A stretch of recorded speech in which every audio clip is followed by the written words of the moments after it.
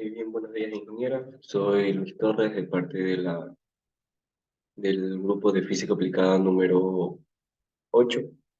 Y este es mi trabajo de presentación del trabajo experimental que es Frasco de Mármol, que es el que tengo aquí. Bien, comencemos.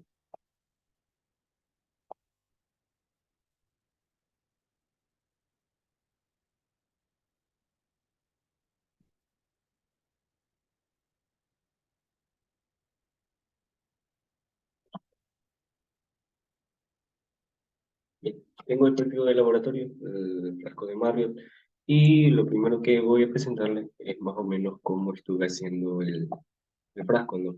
Cómo lo armé. Pues bien, aquí lo primero que hice fue conseguir una botella, más o menos tiene unos 3 litros y tiene dos orificios, uno en la parte de aquí arriba y en la parte de la tapa y otro en la parte de aquí abajo. Como pueden ver ahí en la imagen, estaba utilizando una cinta métrica para poder graduar la botella. En este caso, aquí se puede ver más o menos cómo tiene graduada la botella.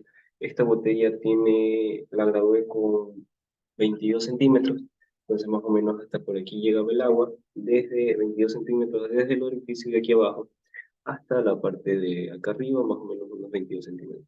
Como se puede ver en el video, ahí estoy haciendo graduando la botella.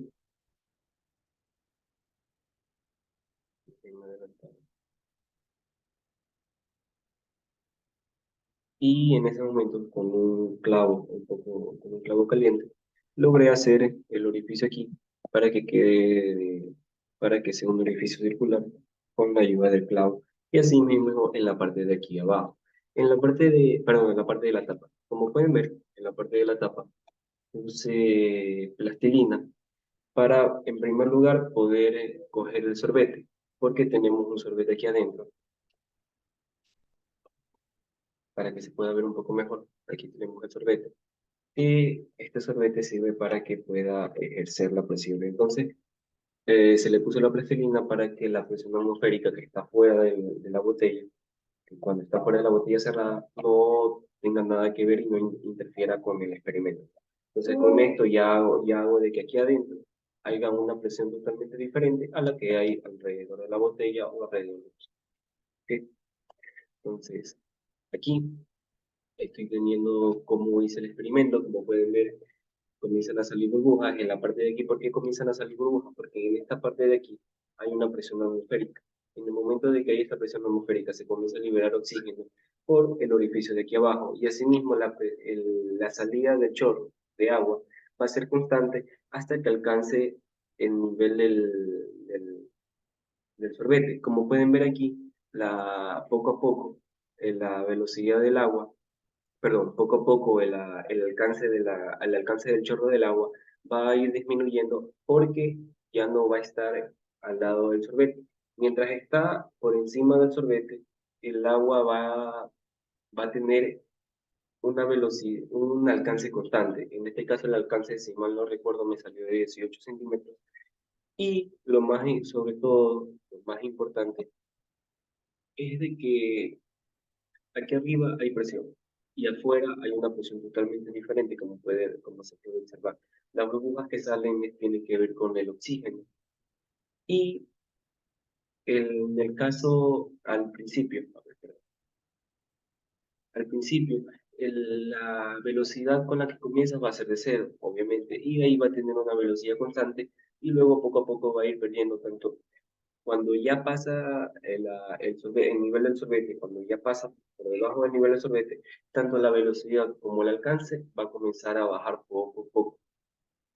Esto quiere decir de que ya, si por ejemplo tengo aquí y el alcance del chorro me llega hasta la punta del dedo, hasta el momento, cuando ya baja del sorbete, cuando ya no está sobre el nivel del sorbete, va a comenzar a ir graduando poco a poco, que eso es lo que pasa aquí, y lo mismo va a pasar con la velocidad va a ser constante, y luego poco a poco va a ir disminuyendo hasta que se termine, hasta que deje de salir el chorro, ¿no?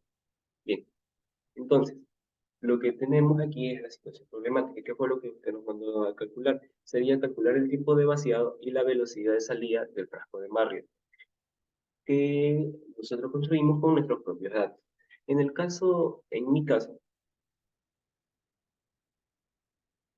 tengo de que la abertura de aquí arriba, el caudal de entrada sería así, el diámetro del círculo sería de 6 milímetros. La altura, como dije anteriormente, de aquí, desde el nivel del agua hasta el orificio de aquí abajo, sería de 22 centímetros. Y la altura que habría desde el orificio hasta la parte de la tierra, se podría decir, o la parte del piso, esta parte de aquí es de 4,5 centímetros. Mientras tanto, el orificio de aquí es de 7 milímetros. Y en este caso, el alcance experimental me salió de 18,5 milímetros. Aquí me equivoqué, es 18,5 milímetros.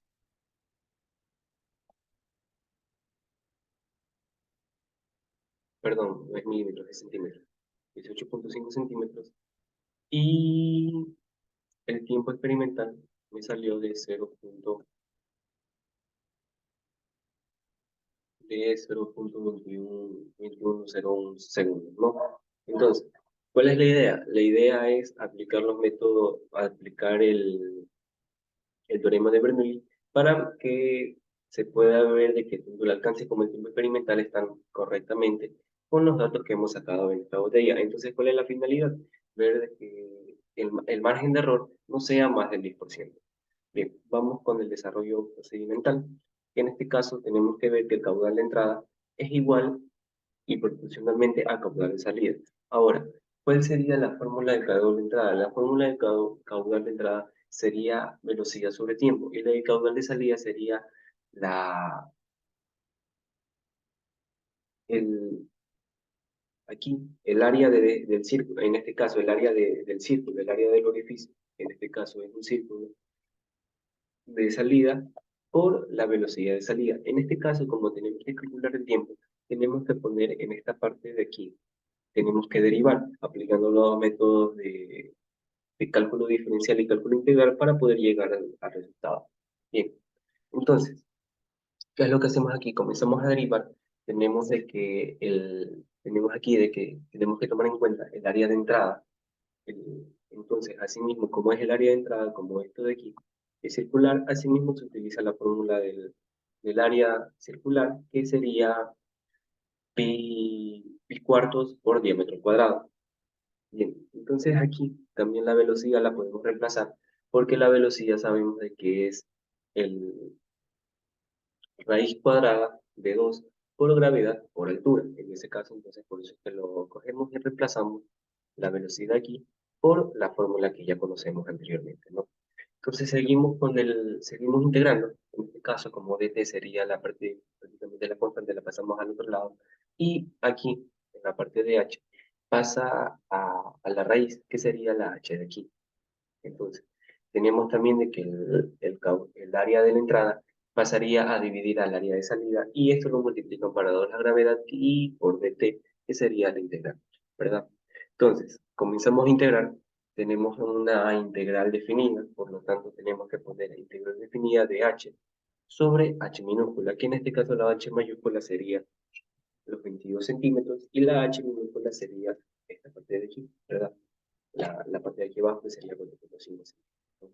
Entonces, como las fórmulas de cálculo me dicen de que tengo que restar, entonces por eso es que se eleva h a menos un medio.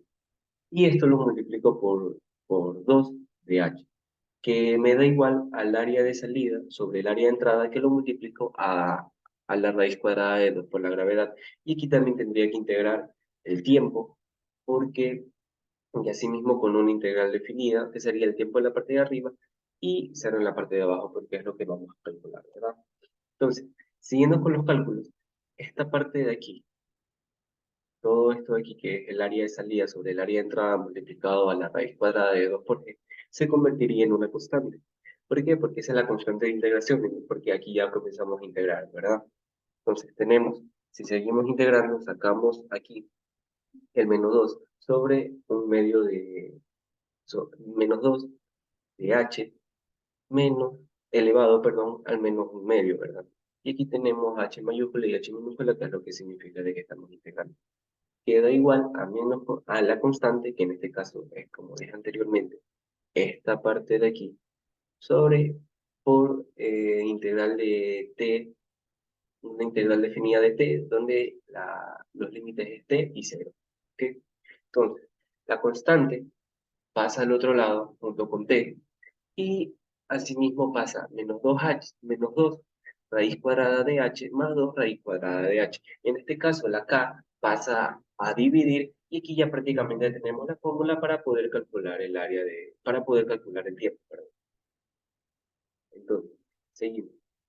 Como sabemos cuál es la constante, voy a regresar un rato. Como sabemos la constante de que es esta de aquí, lo único que hacemos es reemplazarla acá, porque nosotros pusimos la constante simplemente para que se nos haga un poco más fácil maniobrar con los diferentes términos, ¿verdad? Entonces, la fórmula quedaría t, queda igual a menos 2 raíz cuadrada de h más 2 raíz cuadrada de h mayúscula, sobre, en este caso aquí vendría a entrar el área de salida dividido por el área de entrada por la raíz cuadrada de 2 gravedad. ¿Ok? Entonces, reemplazando los términos, tenemos aquí el menos 2, la h, que sería de aquí a acá, que en este caso sería 22 centímetros, que pasando a los metros quedaría como 0,22 metros. ¿Ok? Entonces, más 2, que en este caso la h de aquí, como dije anteriormente, es esta partecita de aquí abajo del orificio hasta la tierra, se podría decir así, que se salió de 4,5 centímetros, que pasando a los metros sería 0,045 metros, ¿ok? Y esto lo divido para el área de salida, que en este caso, para calcular el área de salida, tenemos que tomar en cuenta el diámetro, tenemos que tomar en cuenta de que es un diámetro. Entonces, perdón, sí, que es un diámetro. Entonces, ¿cómo calculamos el área de un círculo? Mediante la fórmula que es de pi cuartos por diámetro. Entonces, por diámetro cuadrado, perdón. Entonces, tenemos pi cuartos, y como es el área de salida, tenemos que tomar en cuenta que es el orificio de acá. Y este orificio acá tenía 7 milímetros. Entonces le pongo 7 milímetros y le elevo al cuadrado. Y lo mismo en la parte de aquí abajo, que es el área de salida, que en este caso sería el orificio de acá, que tiene 6 milímetros. ¿Ok? Entonces, y esto lo multiplico por 2 aquí. Y a su vez lo multiplico por la gravedad, que es una constante de 9,8 en el caso de la Tierra. ¿Ok? Que en esto, allí al momento de multiplicar y pasarlo a la parte matemática, me sale como resultado de 0,2260 segundos. Y aquí nos damos cuenta, para calcular el margen de error, lo único que hacemos es calcular el tiempo teórico que nos salió, que es este de aquí, menos el tiempo experimental, eh, que es el que está aquí, 2101. Eso lo resto y lo divido para 22,60, que me sale 10. Perdón, y lo multiplico por 100, que esto me sale 7,03. Eso significa de que el margen de error es 7,33, por lo tanto el experimento salió, por el lado del tiempo salió correcto. Bien, ahora vamos a calcular lo segundo que mando a hacer. En este caso sería el tiempo de alcance, perdón, el alcance máximo. Como tenemos que calcular el alcance máximo, tenemos que tomar en cuenta los conceptos básicos de tiro parabólico. Entonces, recordando el movimiento del tiro parabólico, tenemos que recordar de que la velocidad de salida es 2 por la gravedad por la altura, ¿verdad?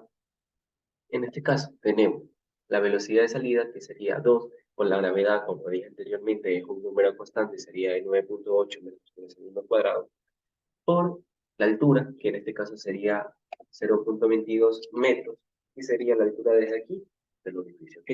Y eso saldría a 2,07 metros sobre segundo.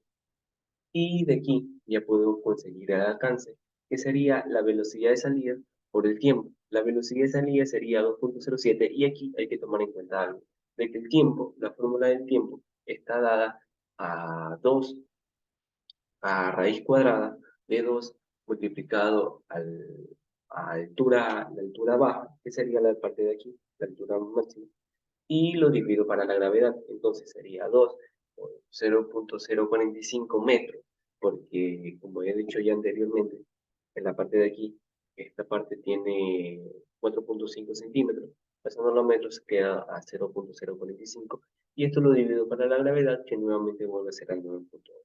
Por lo tanto, me dice de que el alcance va a ser de 0.19 metros, que pasándolo esto a centímetros, porque nosotros en este momento estamos trabajando en centímetros, quedaría en 19 centímetros, ¿verdad? Por lo tanto, el margen de error, como se puede ver en el video, perdón, en el video de aquí,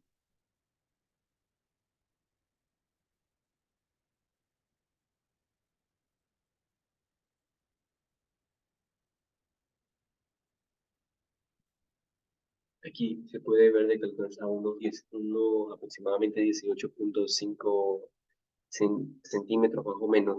Creo que no se lo puede apreciar muy bien los números, pero más o menos eso es lo que alcanza, ¿verdad?